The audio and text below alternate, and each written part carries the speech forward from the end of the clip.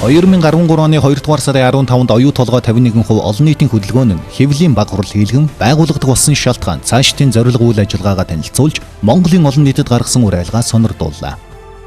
Энэхүү ур айлгад дурдсанчлан түүх бол тухайн ард түмний баатарлаг төвлс байх ёстой. Төвлсийн баатар асар их сорилт бэрхшээлийг даван туулсаар баатарлаг ялалт байгуулдаг. Үүн луган адил монголчууд балар эртний тэртех үеэс идүүгээ хүртэлх түүхээр гайхам ялалтаар дүүрэн. Зөвхөн ойрхон үеийн өнгөрсөн 20 дугаар зуунд гихтэл 1911, 1921, 1924, 1945, 1961, 1990 онууд бүгд их түүхийн маань гэрэлт хуудснууд юм. Дэндүү олон төрлийн шалгуураар зөвшөөрөгдөх 20 дугаар зууны их тоглоомд монголчууд бид ялагчаар тодорч чадсан билээ.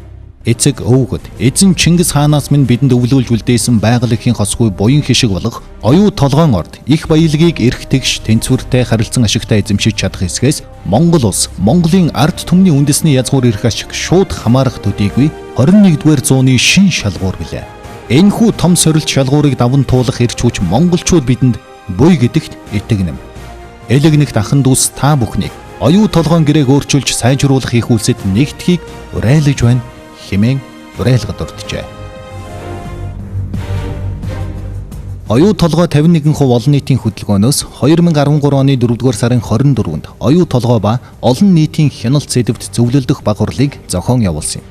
Хуралд оролцсон Миний Монголын газар шор оюу толгой 51% хөдөлгөөн, оюу толгойн хяналт төрийн ус байгууллага, байгаль орчны төлөө хуульчдын холбоо, эрс шинжилэл хөдөлгөөн, Монгол улсын аюулгүй байдлын төлөө зүтгэхийн хөдөлгөөн зэрэг оюу толгойн баялагын асуудлаар идэвхтэй үйл ажиллагаа явуулдаг иргэний нийгмийн байгууллагууд, эрдэмтэн мэргэд хөв хүмүүс байр суурь харилцан илэрхийлж санал солилцож зөвлөлдлөө.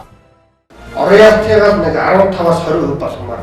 Одоо оюу толгой ХХК тэр дөрөв тэр зээлийг авч байгаа. Оюу толгойн өнөөдрийн энэ бас шүү дээ. Үнэхээр хөрөхгүй. Гэрээ бол өөрөө асар сайн гэрээ гэдэг тарих угаалт явагдсан, лобби явагдсан. Заавал дуршлах ёстой. Оюу толгой ба олон нийтийн хяналт сэдвтэй зөвлөлт баг хурлыг аль биес эрхлэж байна. Их орончд үнэхээр энэний төлөө сэтгэл зүгээ зориулж байгаа хүмүүсийг урьсан. Энэ аимшигтай одоо муу гэрээнээс болж монголчууд бид нэг талдаа нэгдэж эрх ашгаараа нэгдэж чадж байгаа явдлууд бидний хамгийн том даваа тал.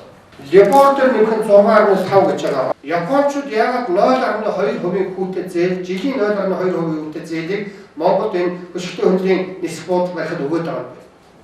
Рио Тинтод одоо Япончууд шиг байлтаа гэж хэлмээр байна шүү дээ. Яагаад энэ нөхцөл дээр Япон гэдэг ийм хүнд нөхцөл бидэнд тавьсан юм бэ? Баашин барьж явах үеийн нөхцөл баригдаад дуусны дараа зөвхөн түрээсэж явах үеийн зээлийн нөхцөл бол маш эрсдэлгүй гэсэн үг шүү дээ. Энэ хоёрын ялгаа салгааг гэрээндээ тусгаагүй энэс болж бид яаж өгнөг бол нот ашиг бид хийж авахгүй гэсэн үг болчихж байгаа. Бид ийм лоогерч улсуудтай партнер болж 34% бид хийж авахгүй 34% дивиденд яаж авах гэж орлого хасхан зарлага тэнцүү нот ашиг орлогыг хэн тодорхойлж байгаа. Та нар боддоо баяжмлаа өнөөдөр 75% хятадтай Рио Тинто гэрээ хийсэн гэж байна. Монголын талд юу мэдж байгаа энэ талаар хэдээр хийсэн? Ямар нөхцөлөөр гэрээ хийсэн? Хэн ч мэдэхгүй байгаа. Оюу толгой бол яг Рио Тинтогийн дотор бол ер нь бага хувийн байлаа шүү дээ. Яг эцсийн дүнд Рио Тинто бол манай стратегийн ашиг сонирхлыг хамгаалаад байх хэмжээний том хувь бол их юм байна лээ. За тэр дээрээс нь энд зэсийн шинэ уурхайнууд ашиглалтанд орж ирсэн мэдээ зөвхөн нүдний улгаар харахад байжлээсэн. Тэгтээ зэрэг нэг 3 дугаар хөршин одоо Рио Тинто тэрний цаана байгаа Канада энэ төр байд юм уу юу ёстой эргэлзээтэй. Рио Тинто өнгөрсөн жилүүдэд их алдагдaltaй ажиллаад зээлэнтэй дарагдсан учраас зээл авах эрхээ алдчихад одоо оюу толгой ХХК тэр дөрөв тэр бүм зээлийг авч байгаа. Оюу толгой ХХК авч байгаа. 2% либертэй гэсэн баг. За одоо манай оюу толгой төсөл дээр бид нэр хяналт хэрэгжүүлээд одоо нэг 2-3 дахь жилдээ явж байна тийм ээ. Эдээс харахад бол одоо нутгийн иргэдийн эрх, өмчлөх эрх, эрүүл аюулгүй орчинд амьдрах эрх, амжиргаатай байх эрх гэдэг үндсэн гол эрхүүд нь бол зөрчигдсөн байна. За байгаль орчны нөөц, газар ажиллах, зөвшөөрөл авахгүйгээр ажиллаж байна. Техник технологийн мэргэжлийн хяналтгүй ажиллаж байна. За санхүүгийн хяналтгүй ажиллаж байна. Тэгээд энэ хяналт тавьсан энэ ямар учиртай ийм зүйлүүдийг яриад байна гэхээр зэрэг бол бид нар тал тал тийш нь хараад тал талд нь жоохон юм хүч хүрэхгүйгээр тийм ээ ингээд хянах гад үзээд байна. Тийм учраас нэгдсэн сүлжээ ядаж мэдээллийн сүлжээ баймаар. Бид нар бол энэ гэрээг өөрчлөх ёстой. Заавал өөрчлөх ёстой. Энэ өөрчлөхийн төлөө одоо чадах мэдхийг өгдөг бид нар одоо энэ дотор сууж байгаа нөхдүүд чадах хатгаар үдсээр л цаашдаач үдсэн. Тийм ээ. А тийм үдсхийн тулд бас юу гэхээр эхлээд нөгөө нэг эхэн болонгартай бол адгын болонгартай гэдэг шиг. Ийм гэрээг байгуулах үндэслэл нь манай өнөөдөр үйлчилж байгаа манай эрх зүйн орч одоо манай эрх нөлтөлийн хууль энэ гэдэг шиг гачиг байдаг байхгүй. Өнөөдөр энд одоо яг хамт олонтойгоо ирээд их сайхан байна. Тэгэхээр хамт хэдүүлээ. Ерөөсөө өнөөдөр яг нөгөө сайхан ярьж авчаад нэг стрессээ тайлаад гараад явчмааргүй байна. Яг зохион байгуулалтаа улам чамбааруулъя. Оюу толгой ба олон нийтийн хяналт зөвлөлдөх баг хуралд оролцсон иргэний нийгмийн байгууллага, хувь хүмүүс эрдэмтэн мэргэд зөвлөлдөж, санал бодлоо нэгтгэн дараах зөвлөмжийг Монгол улсын ерөнхийлөгч захиагийн элбэг доржид хандан гаргалаа. 1-р оюу толгойн гэрээ алдаатай болсныг төр засгийн удирдлагын төвшөнд дуу нэгтэйгээр хүлээн зөвшөөрсөн юм. Тийм ч учраас ерөнхийлөгч та санаачлан 2013 оны 1-р сард улсын хурлын чуулганаар оюу толгойн асуудлыг тал бүрээс нь нухацтай бөгөөд нээлттэй хилэлцүүлсэн явдал бол шинжлэлийн засгийн газар оюу толгойн гэрээнд өөрчлөлт хийх бодит ирмэлцэл байгааг нотлон харуулсан үйл ажиллагаа боллоо хэмээн дүгнэн үзэж байна.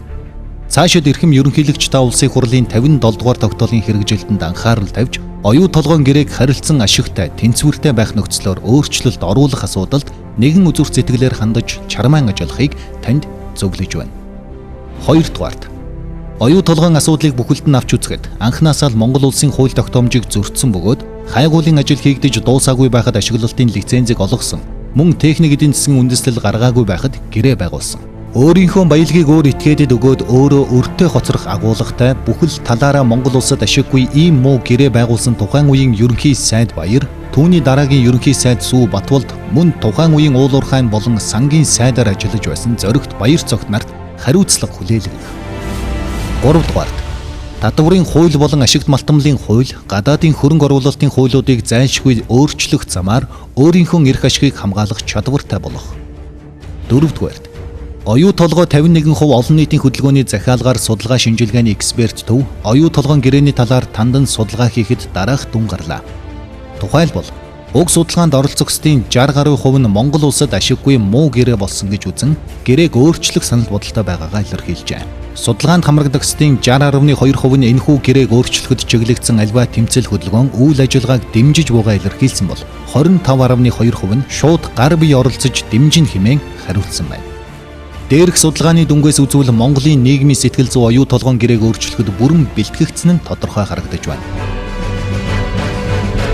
Монгол улсын ерөнхийлөгч та оюу толгойн гэрээний талаарх нийгэмд төлөвшин тогтоод буй олон нийтийн санал бодол, хандлагыг анхааралд авч цаашдын бодлого шийдвэрт тусгал болгон ажиллахыг танд зөвлөж байна. Оюу толгой ба олон нийтийн хяналт зөвлөлдөх баг хуралд оролцогсод 2013 оны 4-р сарын 24.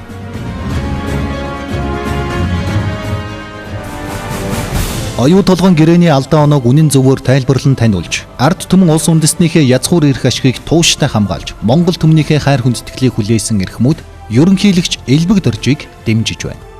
Улсын хурлын гишүүн Ганбаатар оюу толгойн талаар бид хоёрын санал нэгдэж байгаа. Оюу толгойн асуудалд ерөнхийлөгчийн баримталдаг байр суурийг би дэмждэг. Монголын төр энэ асуудлаар нэгдмэл санаатай болж байгаа нь сайн хэрэг. Доктор Авир мэд ерөнхийлөгчийн санаачилсан ашигт малтамлын хуулийн төсөл сайн болсон. Өнгөрсөн 12 дугаар сард ерөнхийлөгчийн санаачлан оруулж ирсэн ашигт малтамлын хуулийн төсөл нь баялагийг замбраагүй тараасан, ялангуяа гадныхны гарт оруулсан байдлыг засч, өмчийг монголчуудад өгөх чиглэлээр хийгдсэнийг нь сайшааж байгаа. Монгол улсын ерөнхий сайд асан бямц сүрнэ. Өрсөлдөж байгаа 3 хүн дотроос улс орныхоо өнгөрсөн одоо ирээдүйг зангидж харж чадсан мөрийн хөтөлбөртэй хүн ганцхан л байна. Тэр бол ерөнхийлөгч элбэг дорж. Оюу толгой 51% олон нийтийн хөдөлгөөнийг үүсгэн байгуулагч гишүүн дэмжигч бид Монгол улсын ерөнхийлөгч захиагийн элбэг доржийг дэмжиж байна.